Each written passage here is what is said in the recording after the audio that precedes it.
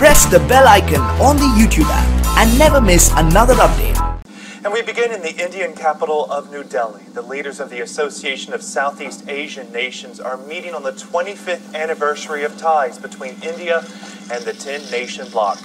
Myanmar's Aung San Suu Kyi, Indonesian President Joko Widodo, and Philippine President Rodrigo Duterte are among those who will discuss maritime cooperation and security. Indian Prime Minister Narendra Modi has invited all of the ASEAN leaders to join him for Republic Day celebrations on Friday. It will be the biggest gathering ever of foreign leaders at the parade, which celebrates the day when India's constitution went into effect. So for more on this story, let's go now live to our correspondent Ravinder Bawa in New Delhi. So the Indian Prime Minister met with some of the ASEAN leaders. What more can you tell us about that?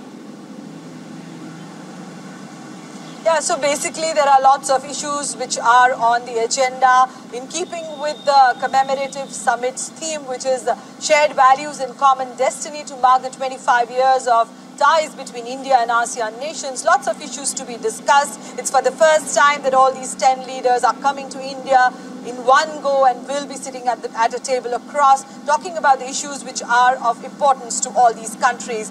Importantly, what the government has said that the 3 C's are the areas which are going to govern these talks, which is connectivity, commerce and culture. So if we look at them one by one, trade has been one of the most important aspects of this relationship, especially looking at the trade between ASEAN and India. ASEAN nations have been the 4th largest trading partners of India, and the trade has increased by almost $5 billion in just a gap of 1 year. So definitely a lot of focus going in there in order to take these trade ties to a higher level. Next comes the connectivity. India and ASEAN nations have always talked about connectivity, especially the maritime connectivity and cooperation. So that will be another important issue on the agenda which will be discussed, and not just with all the nations together, but bilaterals will be held alongside in which these issues will come up.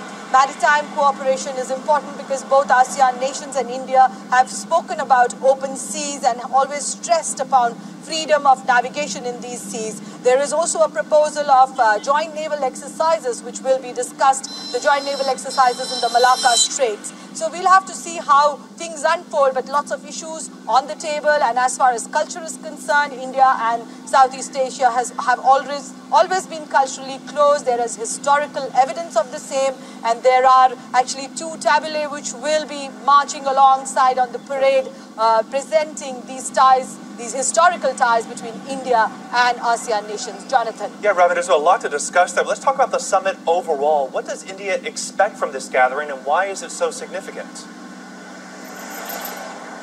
It is significant for India because it's like trying to show that India is a powerful ally of these countries. It's a powerful country in this whole region. Also, India's aim is actually to enter the Indo-Pacific region, and the way to enter Indo-Pacific region is to strengthen its ties with the Southeast Asia bloc, and that's what exactly India is trying to do, because Mr. Narendra Modi, after he came to power in 2014, he spoke about the Act East policy, which always used to be Look East policy, but not much was done. But after announcing it as Act East policy, also Mr. Narendra Modi and his government has not been able to do much. So this is a starting point of the same.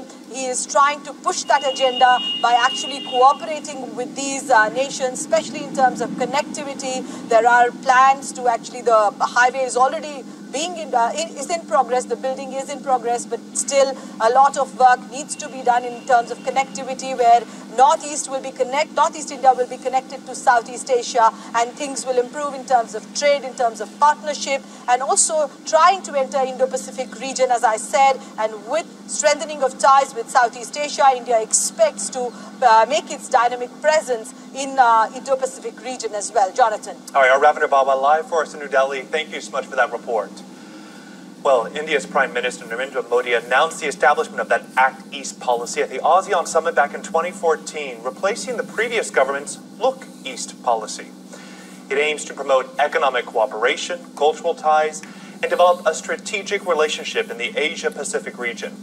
There's an emphasis on building cooperation between India and Southeast Asia to spur deeper economic engagement. And there's been a lot of focus on boosting trade and connectivity including building up a transportation infrastructure.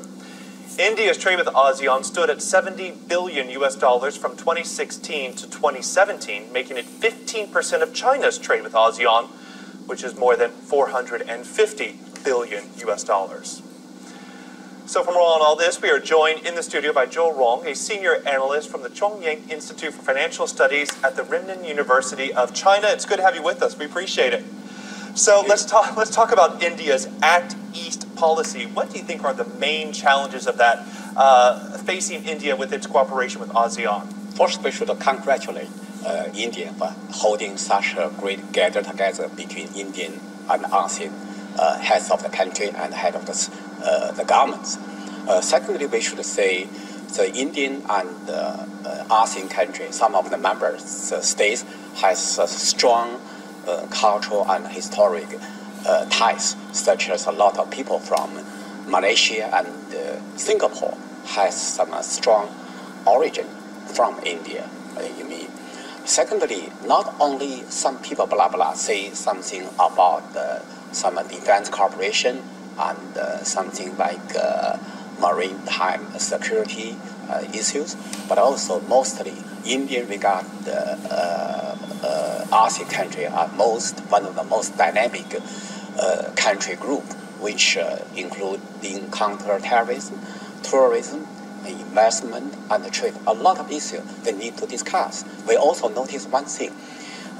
Prime Minister Modi initiated bilateral talk with each of the head who participate the summit. So it is very important.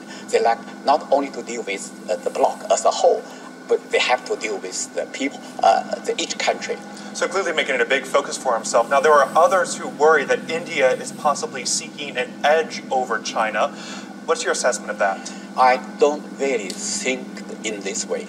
Number one is China's trade with ASEAN countries is about 450, some people say 470 billion US dollars. Huge number. A huge number. India is only 71 billion, you see. So India cannot replace China's position. And also, ASEAN countries with India's trade between them are much less than the trade between China and India. So ASEAN cannot replace China's role for the trade between, you see. So this is very important. And secondly, I'm thinking one thing, that in the future there will be the big market that is including both China, India, and ASEAN countries, which will take about half of the world population. I was going to say they consume a lot of the world's economy and a lot of the world's population. Yeah, a lot huge of demographic. Huge demographics. All right, Joe Rong, senior analyst from Chongyang Institute for Financial Studies at the Renmin University of China. Thanks for your insight tonight. We appreciate it. Thank you. Yeah. Well, time now for